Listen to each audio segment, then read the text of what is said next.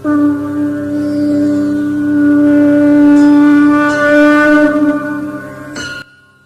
श्री राम।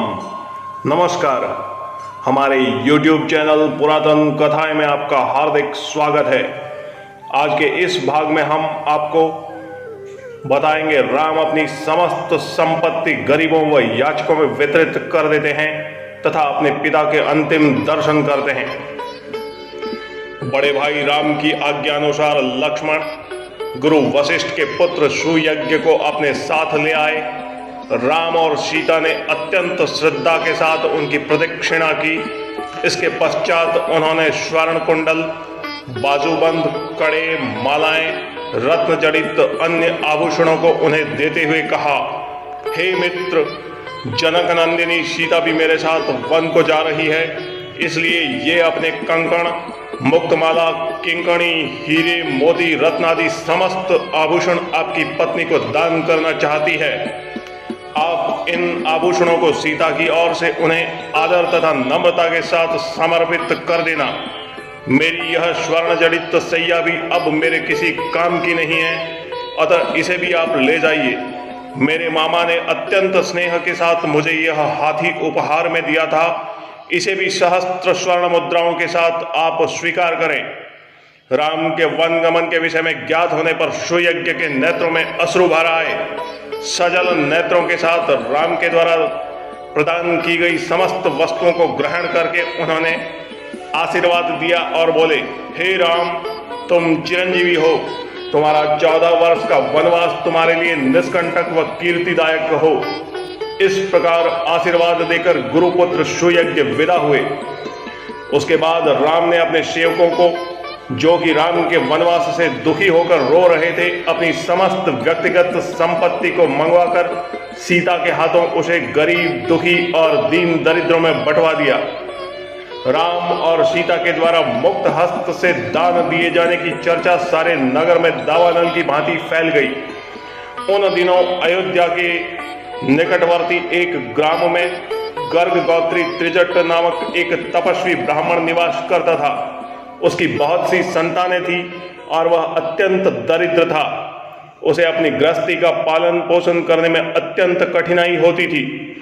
राम के द्वारा किए जाने वाले दान की चर्चा सुनकर उनकी पत्नी ने उनसे कहा, हे स्वामी, आपको तो ज्ञात होगा कि अयोध्या के ज्येष्ठ राजकुमार श्री रामचंद्र अपना सर्वस्व दान में वितरित कर रहे हैं। आप भी उनके पास जाकर याचना करें। हमारी निर्धनता और दरिद्रता से तथा आपकी याचना से द्रवित होकर दयालु राम हम पर भी अवश्य ही दया करेंगे और इस दरिद्रता से हमारा उद्धार कर देंगे।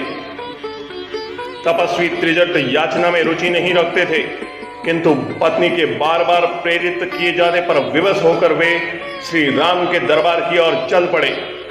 वे शीघ्रातिशीघ्र एक के बाद एक 5 ड्योढ़ियां पार करके राम के समक्ष जा पहुंचे। उनकी तपस्या जनित तेज और ओज से प्रभावित होकर राम बोले, हे तपस्वी, हे ब्राह्मण देवता, आपका हृदय तीव्र गति से स्पंदित हो रहा है और शुभ्र भाल पर श्वेत कण झलक रहे हैं। ऐसा प्रतीत होता है कि आप बड़ी दूर से तीव्र गति के साथ चले आ रहे हैं। आपकी वेशभूषा आपके धन का अभाव का परिचय देता है, अतः आपने अपने हाथ में जो दंड पकड़ रखा है उसे आप अपनी पूर्ण शक्ति के साथ फेंकिए। यह दंड जहां पर जाकर गिरेगा, आपके खड़े होने से उस स्थान तक जितनी गौएं खड़ी हो सकेगी मैं आपको अर्पित कर दूंगा और उन गौओं के भरण पोषण के लिए भी पर्याप्त साधन जुटा दूंगा।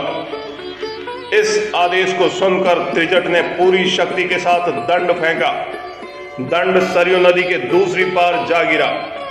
राम ने उनके बल की सराहना की तथा उसे अपनी प्रतिज्ञानुसार गौएं दान में दी। उनको विदा करने से पूर्व स्वर्ण, मोती, मुद्राएं, वस्त्रादि भी दान में दिए। इस प्रकार अपनी असंख्य धन संपत्ति दान कर सबको संतुष्ट करने के पश्चात राम ने सीता और लक्ष्मण के साथ पिता के दर्शन करने के लिए प्रस्थान किया। सुमंत राजा दशरथ के कक्ष में पहुंचे और उन्होंने देखा कि महाराजा पुत्र वियोग की आशंका से व्याकुल है। वे पानी से बाहर निकाल दी गई मछली की तरह तड़प रहे थे। सुमंत ने उनसे हाथ जोड़कर निवेदन किया, महाराज, आपके ज्येष्ठ पुत्र धर्मात्मा राम, सीता और लक्ष्मण के साथ आपके दर्शनों की कामना लिए द्वार पर प्रतीक्षा कर रहे हैं। माताओं तथा अन्य बंधु बांधवों से भेंट करने के बाद वे अब आपके दर्शन हेतु आए हुए हैं। उन्हें भीतर आने की आज्ञा दें। महाराजा दशरथ ने धैर्य धारण करते हुए कहा, हे मंत्रीवर, राम के भीतर आने से पहले आप सभी रानियों, समस्त परिजनों को यहां बुला लाइए। यह तो निश्चित हो चुका है कि राम वनगमन करेंगे ही, किंतु मुझे यह भी ज्ञात है कि राम के वियोग में मेरी मृत्यु भी अवश्यंभावी है। अतः मैं चाहता हूं कि इन दोनों महान घटनाओं को देखने हेतु मेरा पूरा परिवार यहां उपस्थित हो।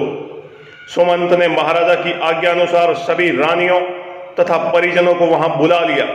इसके पश्चात राम, सीता तथा लक्ष्मण को भी महाराजा के पास ले आए। हाथ जोड़े हुए राम वहां उपस्थित अपने पिता और माताओं की ओर बढ़े।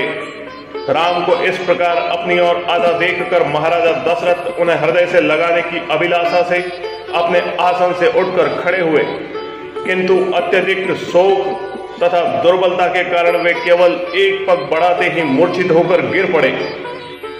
पिता की ऐसी दशा देखकर राम और लक्ष्मण ने तत्काल उन्हें सहारा देकर पलंग पर लिटा दिया। महाराजा की मूर्छा भंग होने पर राम ने अत्यंत विनीत स्वर में कहा, हे पिता, आप ही हम सब के स्वामी हैं।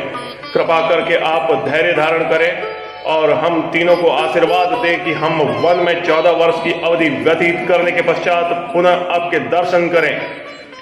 महाराजा दशरथ ने आर्द्र स्वर में कहा, पुत्र, तुम्हें वनों में भटकने के लिए भेजने की मेरी कदापि इच्छा नहीं है, किंतु मैं विवश हूं।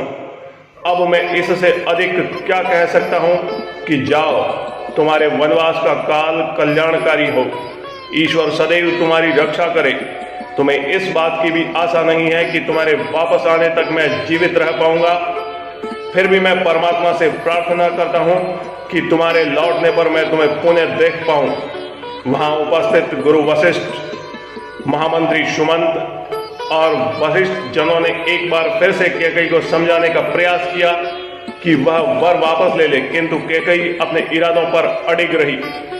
महाराजा दशरथ की आज्ञा थी कि राम के साथ चतुरंगिनी सेना, अन्न धन का कौश भेजने की व्यवस्था हो, किंतु राम ने विनय पूर्वक उनकी इस इच्छा को अस्वीकार कर दिया।